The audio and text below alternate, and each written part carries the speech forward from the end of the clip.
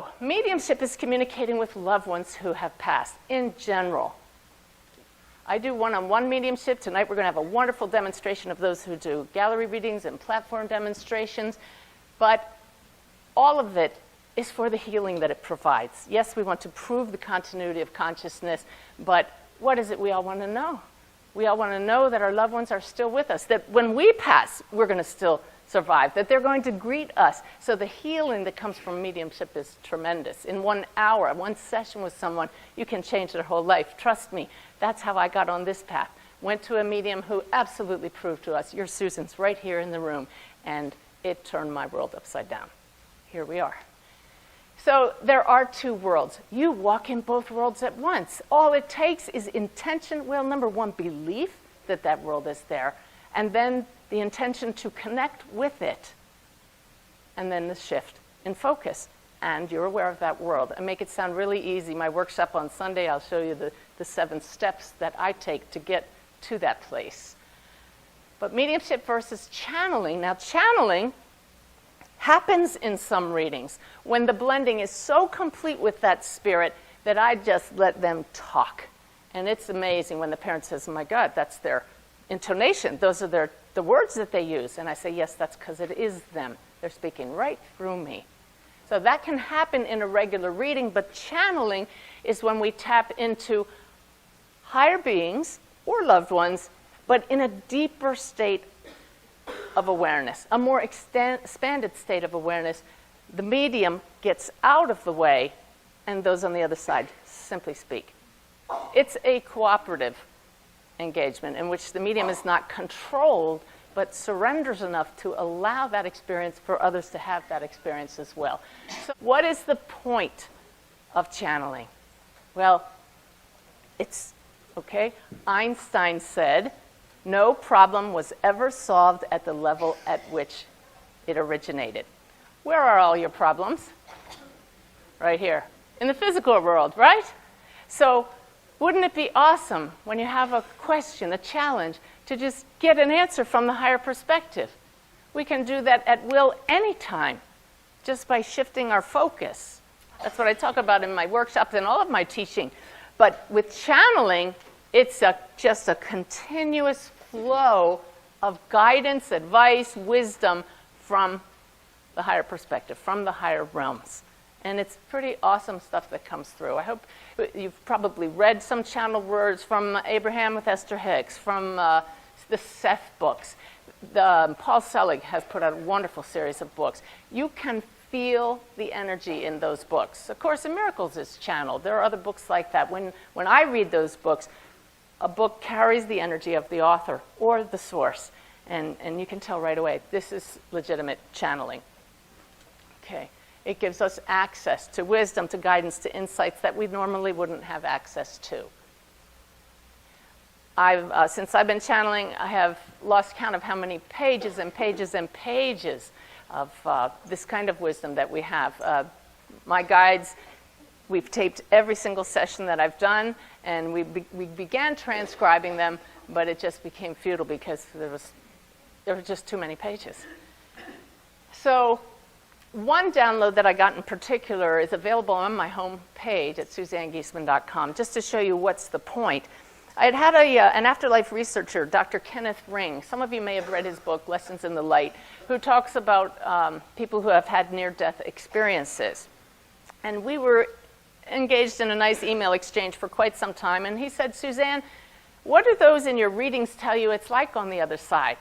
And I said, well, Dr. Ring, you know, I'm so evidence-based and that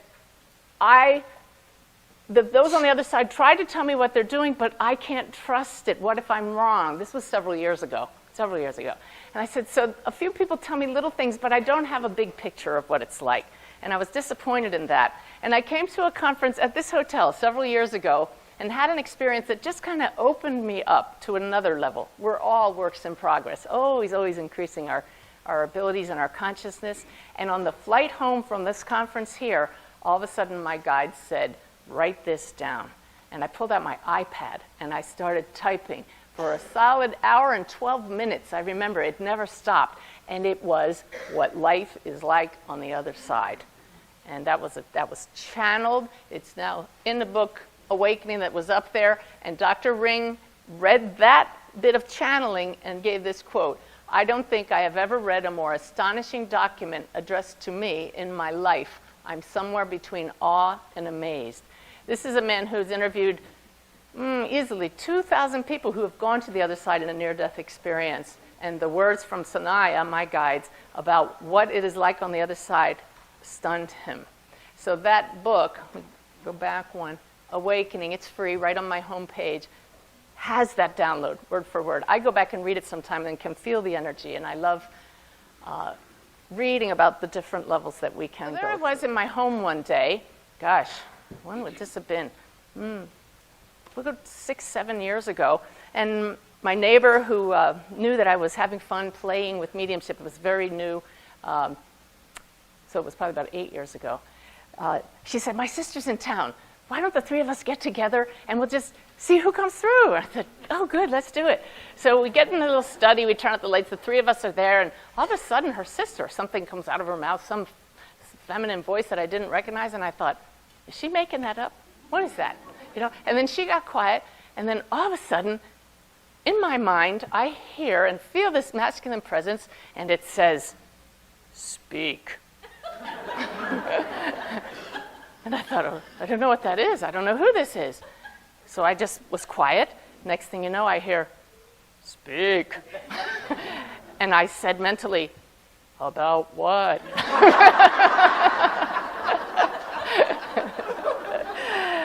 And it says, "Just speak." And I opened my mouth, and this deep Russian voice came out. And I just let it flow. And my friends later said they about fell off their chair. And we were recording it, but it was on a cassette tape. It was too garbled to save it. But I remember he said to them, "You may ask me any questions you like." And they said, what is your name? And he said, "You will call me Boris." And that became Boris is my guide. Anybody that follows my work, you know Boris. And then it shifted, and my head was pulled over here, and this female voice came out. And it was so stunning, and I kept saying, "I'm not making this up." You know, that was the human side of me, the Navy officer, always testing. And the three of us, when I came out of it, it was so funny. The one woman, Jan, asked him a question, and he said, "I have already answered that." It was funny. But I remember when they left the house, I was stunned. And I looked at my husband, Ty, and I said, "I need to go for a walk. Come walk with me." And we were walking down our neighborhood street, and it was dark, and the moon had one of those surreal halos around it. And I just thought, my life will never again be the same. And it hasn't. Because it's like, let's do that again. And we got together, and then we brought my husband in. And that was a real leap of faith, because he's a retired destroyer captain. And to say, you have to watch what happens when I get out of the way. And they started talking through me. And little by little, we brought in more people. And we got this little group that we'd called, it was like a home circle. In British tradition, it's a development circle. But we came to love each other so deeply through these sessions that we held weekly. We changed the name to the Heart Circle. And then I began bringing through these guides for larger groups. And tomorrow will probably be the largest group. 200 was the most I ever spoke for. But my guides have already said, what difference does it make to you? You're unconscious. So that's how it happened. And it was a tremendous test of trusting. My biggest worry in the beginning is people will think I'm weird. You can identify with that. Because when you see it, it's not me. It changes. I change. The gesture changes. The voice changes. And I would think, well, what if it stops? The flow has never stopped. And once I get to the point where I surrender enough and they're off and running. And it's beautiful. So the skeptic, absolutely at first. I mean, this is me as aide to the chairman. And it says there, the world is black and white. So how do you explain this? The wisdom coming through from them, the teaching. What always got me was when they answer questions without hesitation. The flow is there. Many times answering a question before it's even out of people's mouth. That's what gets me. My little dog, Rudy, was one of the greatest helpers in convincing me that this is real. I was getting ready for a Heart Circle gathering, just about 7 people coming over to the house. But I was a little anxious or eager. So I went in my study to get in the right frame of mind, and I invited my guides, who call themselves Sanaya, to come in for the channeling session, but it was too early. So I went to sit in my living room, and my dog Rudy, who was in his bed across the room, all of a sudden got out of the bed, sat in the middle of the floor, doing this. I said to my husband, "Look at Rudy." And he says, "He sees something." And I said, "Or someone. They're gathering, just as I asked them to." And then Rudy jumped up on the couch onto my lap, staring up over my left shoulder. And I silently said, "Whoever you are, move to my right shoulder." And just like that, Rudy went. That was it for me. I knew I couldn't make this up. I knew I wasn't faking it, but Rudy saw them. I'm like the blind medium. I don't see the spirit people out here objectively. In my mind's eye, they give me images, but I needed my dog to prove it to me. One of the other things that showed me, what I can assure you, that all is energy, and that when you call on your guides and your loved ones on the other side, or tap into higher consciousness, you're tapping into a very high energy. And that's why you may feel a tingling or shaking. So I really love channeling. It feels wonderful. And I love the results. I love how it helps people heal. And these ladies came up to me once where I live in Florida, and they said, "By the way, everything's great in Florida where we live, thank you." And we surround those who have trouble with lots of loving energy. But these ladies came up and said, "There are 5 of us. Could we come over? Could you channel for us?" And I said, "Well, normally I don't do this, but my husband's going out of town. Why don't you come over Wednesday?" Not that Ty doesn't like it. I tried to find that balance. They can't be doing this all the time. I have to have a life with my husband. So having dinner with Ty, and I said, "By the way, while you're at that meeting tonight, 5 ladies are coming over for channeling. And Jan, who was there the very first time, my neighbor, Jan is joining us too." And he said, "Why is Jan coming?" And I replied without thinking, "For safety." And I thought, why did I just say that? I never feel unsafe when I do this work, but it just came out of my mouth. So the ladies came over, and I told them what to expect. I told them, just like I'll tell everybody tomorrow, you are my battery chargers. You help raise the vibration so we can tune into the highest possible level. So focus on your heart and send love at me. So I go into the expanded state of awareness, and next thing you know, I am shaken as I feel Sanaya coming in, and I'm stuttering, and I went like this and fell off the chair onto Jan, who was there for safety. Fell right onto her, and I tried to stand up, and I couldn't get up. My legs were shaking so badly. I said, "I don't like this. I don't know what's happening. You guys have to get me on that couch." And they had to get me under the arms, drag me across the room, and spread me out on the couch. And I'm shaking like a leaf. I said, "I don't know how to get rid of this energy." And the one lady said, "Oh, we're all energy workers. We'll help you." And they're going like this and sweeping it out. And I start to calm down. As I calmed down, I said, "Wait a minute. You guys are all energy workers?" I said, "When I told you to tune into your heart and send me love, you guys are trained in that." See? So my normal heart circle, we're normal people, and we just send love. But this is like plugging a 110 cord into 220 outlet. That's what happened. All of a sudden, I got this full force of spirit, that vibration coming at me, and it knocked me off the chair. I called my original teacher, and she said, "You can't be messing around with that stuff." So I was burned out. I couldn't do it that evening. Burned out. So I know that this has happened in a couple of large gatherings where I start to stutter a little. It's okay. But a little bit too much, and Sanaya will say to the audience, "You must back it off a bit. The channel cannot handle the energy." And people literally to back it off. What does that show you? What does that teach you? This is a huge lesson. What you radiate from your heart is felt. It has an effect. So when Craig says, "Go out and heal the world after this conference," yeah, you can do that, one person at a time. So we decided to do an experiment with this. And we brought the heart circle in for the next session, and I said, "Jan, you be the conductor. And when I'm in the expanded state and Sanaya is here, you tell the rest of the members, turn up the love and see if there's an effect. And then turn down the love, simply by focusing on your heart." Bev, were you there for that? No. You weren't in the heart circle at that time. So Jan did that 3 times during the session, and every single time, I'm out of it. My eyes are closed, Sanaya's talking. I started stuttering and shaking. And when she went like this, it stopped. So then we tried it by Skype. I'm 3,000 miles away. The heart circle is back in Florida. I'm on the West Coast. They can see me on the screen. I can't see anything. I'm out of it. My husband's watching on the computer. Jan would go like that without any delay, because we all know there's entanglement and non-locality with quantum physics and all that good science. Same effect, stuttering and shaking as each person opened their heart. So what's the point of this? All kinds of great energy lessons for us. Who is Sanaya? They are a collective consciousness of my guides. I felt them for the first time right around my birthday on 2010. Boris is part of the group, but he's like a lower one. The rest of them are pretty high up, because the first time they stepped in, it felt both masculine and feminine, and I said, "Who are you?" And they said, "We are a collective consciousness of your guides. You will write and write and write as Sanaya." Well, I came out of that meditation, and I went online and looked up Sanaya, and it's a Sanskrit name. It means eminent, distinguished, and of the gods. I thought that was an excellent name for a bunch of guides. It also means one worth knowing.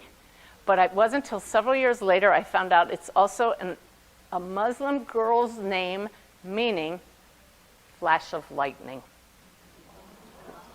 which is how my Susan was killed. So wow, indeed. Yeah.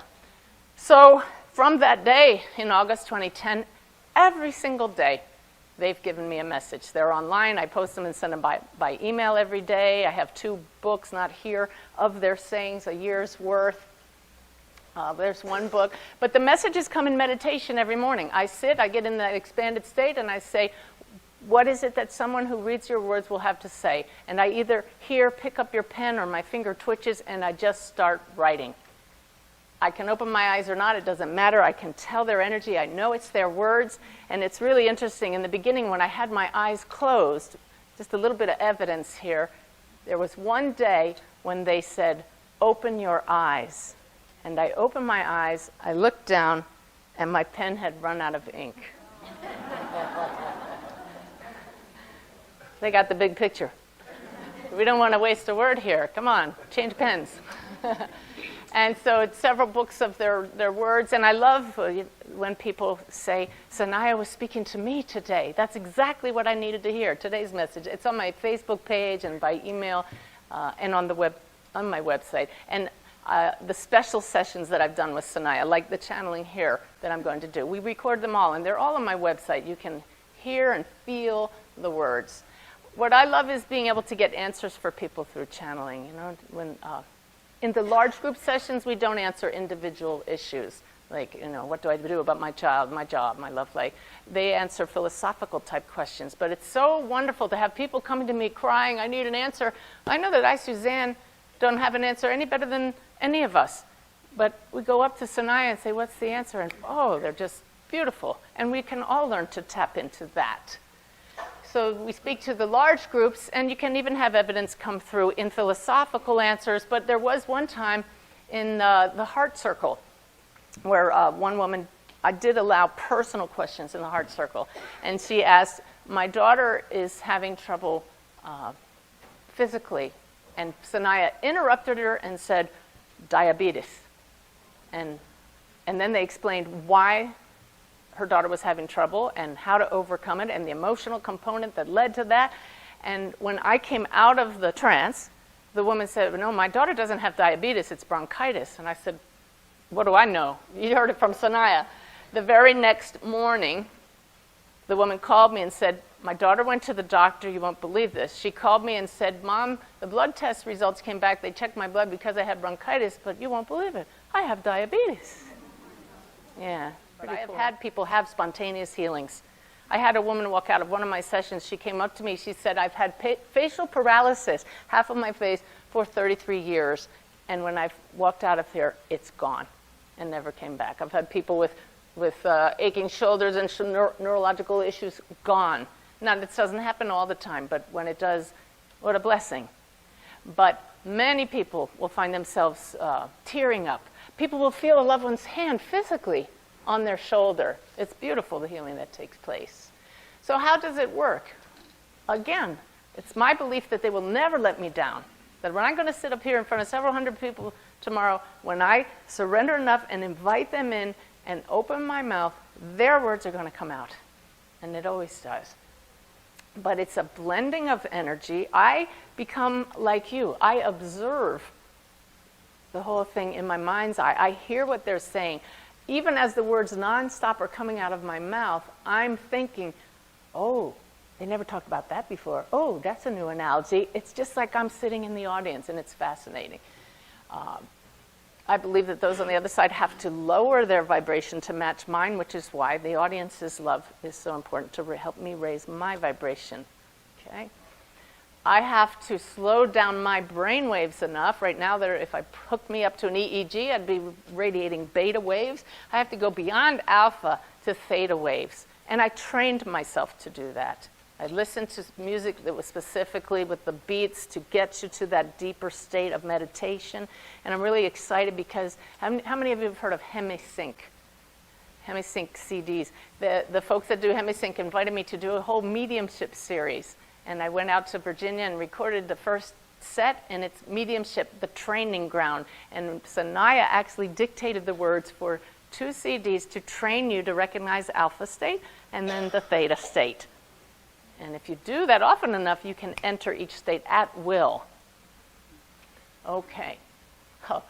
So people like coming to the Sanaya sessions for the experience. That's what it's all about. Not only what we learn, but experiencing the presence of spirit. You can feel it. You can see spirit many times. But I remember standing outside one of the recreation centers where I live in Florida, and this woman came up to me and she said, oh, is there a Sanaya session tonight? One for the community, the big one. Is there a Sanaya session tonight? And I said, yeah, there is. And she looked at me, she said, will you be there? To me, that was like the greatest compliment, because they don't come to see me, right? They come to hear Sanaya. I said, yeah, I think I need to be there. So where do I go? I just get out of the way. The Suzanne story goes and sits in the chair, and we just go to merge with Sanaya. That's it. And it is a beautiful state to be in. This is from an Edgar Cayce book that I read, a description of where we all go when we tap into higher consciousness. We, in our human form, our conscious mind is represented by the dark area at the bottom, physical waking consciousness. But we all have subconscious thoughts that we can access in a hypnotic state, correct? But if you can push through that to the superconscious, universal awareness, that's where we all are one. That's where we blend with all that is. And that's where I meet Sanaya, right there. So you can imagine, you think as an aide to the chairman, as a former protocol officer for the head of the Navy, you think I prepare a little bit for things? You think? The thing about the channeling is I can't prepare for this, other than my daily meditation of knowing how to get into that state rapidly and hold it. Hold it while people are coughing. Hold it while somebody might walk in the door. Hold it while somebody's phone goes off. I can do that. But I have no idea what they're going to talk about tomorrow. And that's something you can't prepare for. That's a leap of faith that just says, well, I want to see what they have to say too. So it's a whole different ballgame for me. I just recently was told by Sanaya, go to a studio with this composer that I heard at a workshop, and you two will create a channeled session. He will channel music, you will channel us. So we went into the studio, and it was only that morning that Sanaya said, and we will call it the Journey of Remembrance. And it was channeled on the spot, and it still lifts me every time I hear it. So it's just wonderful when you trust what's coming through. I was at a conference speaking with Dr. Eben Alexander at a conference in Greece, an afterlife conference. And several of us stayed over for an extra week, this motley group there. That's my husband on the far right. That's Ty. So you see, there was one other man in the group. And I said, hey, now that the conference is over and we're all together for another week, how about I channel Sanaya midweek? So everybody's excited, me too, because I love experiencing Sanaya. And we get together, and the one guy, Mark, is not there. And we said to his wife, Ann, where's Mark? No, he's not into this. And everybody's like, no, get Mark, you got to get Mark, bring him in here. Well, it turns out Mark was like the biggest skeptic. He said, nah, I'm not into that. I'm not going to watch. That's too weird for me. Well, he came in, and Sanaya usually talks for about 30 minutes. and take some questions. And they said at that time, and we will answer your questions if you have them. And several people asked questions. Mark asked a question. And as always, the answer was immediate and fluent and went on and on and on. And when I came out of the session, of the whole group, Mark was like deer in the headlights look. He said, I spent the whole first half hour wondering, did she memorize this? Did she memorize every word of that? But he said when they answered the questions, that's when I could no longer explain this phenomenon, because you couldn't memorize those questions, the answers. And I was like, well, Mark, I told you, can't make this up. So what is it like for those who attend? I've pretty much touched on this already, but I love sharing it because you will all feel the temperature instantly goes up. Some people talk about when spirits come in the room, it gets cold, but it gets warm when Sanaya comes in. And when they say, we bid you good night, boom, the room gets cooler. It's amazing. You may feel tingling. You may feel that hand. If I have a white screen behind me, some people who have never seen auras may see auras. People see colors.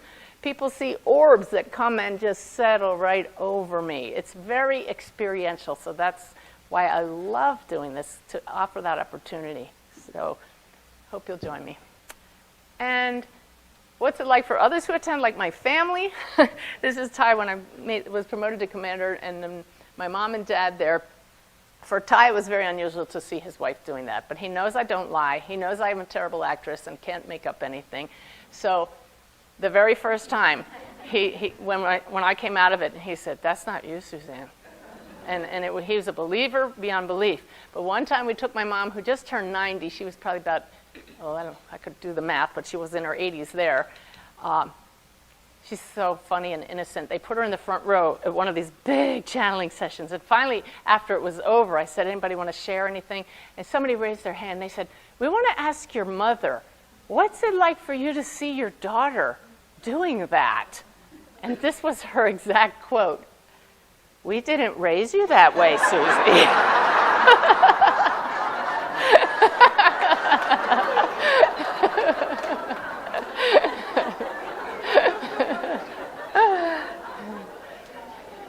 Actually, they raised me with no religion, no spirituality. I had nothing to undo, no beliefs to say this is wrong. What does this mean to you?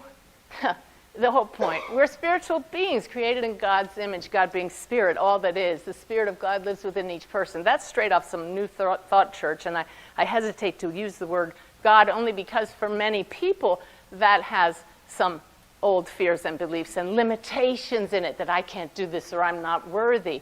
If we replace the word God with love or spirit, read it again.